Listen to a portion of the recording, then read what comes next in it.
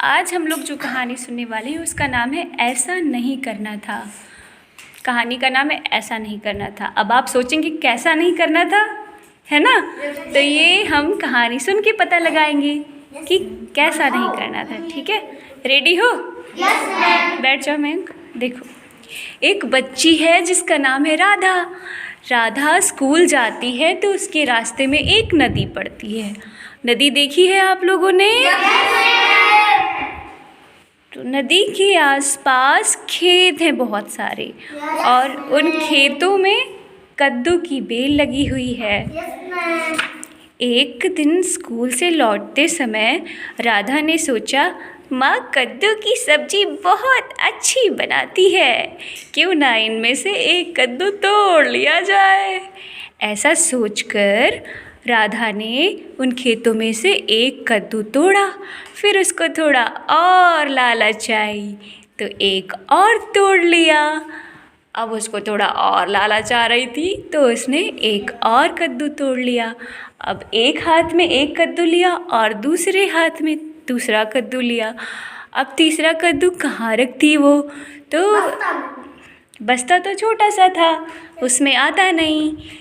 तो उसके बाल बहुत लंबे थे, तो उसने लंबी चोटी में एक कद्दू को बांध लिया। फिर वो घर की तरफ निकल पड़ी। चलते चलते उसे प्यास लग गई। पानी पीने के लिए वो नदी के पास गई।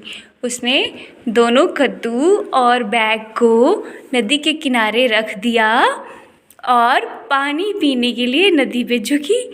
वो जैसे ही पानी पीने के लिए झुकी, चोटी में बंधा हुआ कद्दू आगे आ गया और ज़ोर से झटका लगा, और उस झटके से राधा भी नदी में लुढ़क गई और डूबने लगी।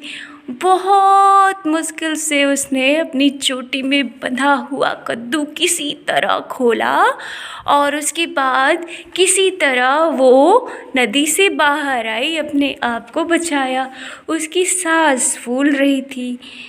उसने कहा, आज ये कद्दू तो मेरी जान ही ले लेता।